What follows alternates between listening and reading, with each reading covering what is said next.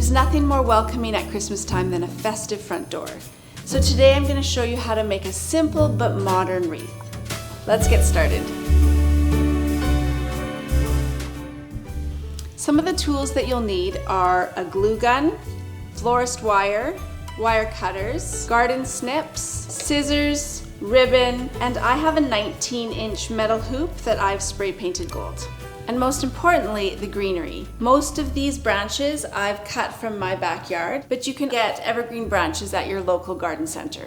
I'm gonna start with this flat branch as it's gonna provide a nice background for the other branches on the wreath. Okay, so I'm just gonna place the branches to see what it's gonna look like.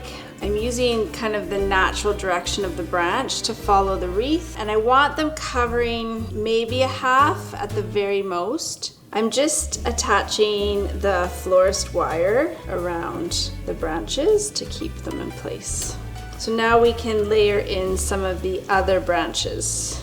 So now I'm working with more fluffy evergreen to give it some depth and some fullness.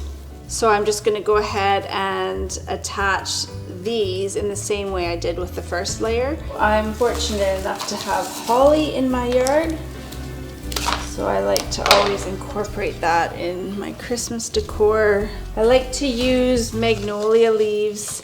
As you can see, there's just a variety in type of leaf, and it has a really nice copper background to it, quite distinctly different from some of the other evergreens. So I'm not really sure where I'm gonna put this. I just kind of play with it until it looks right. I'll stuff them in and then attach them when I get the right look. So I'm going to start wiring this on now because I think I'm happy with the way it looks. So I think we're getting close to being done, but I'm going to use some hot glue now to reinforce some of the leaves, especially the magnolia leaves. So at this stage, I think we're all pretty secure. I think we're balanced, equal kind of leaves and colors on both sides. I feel like the middle is missing something. I could do a dried hydrangea or rose. I don't have any of that, so I think I'm just gonna finish it off with a bit of holly right there. So be careful when you're using the florist wire. I poked myself and then bled all over the ribbon. So we are gonna tie on a new ribbon.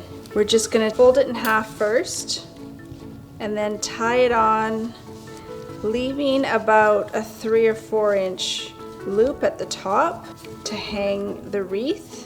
And the remaining pieces will dangle into the center of the wreath.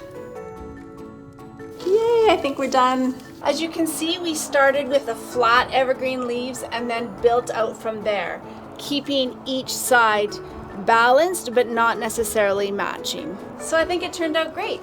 Now over to you. You guys can use the tools we talked about today and you can create your own modern wreath. Thanks for watching. See you next time.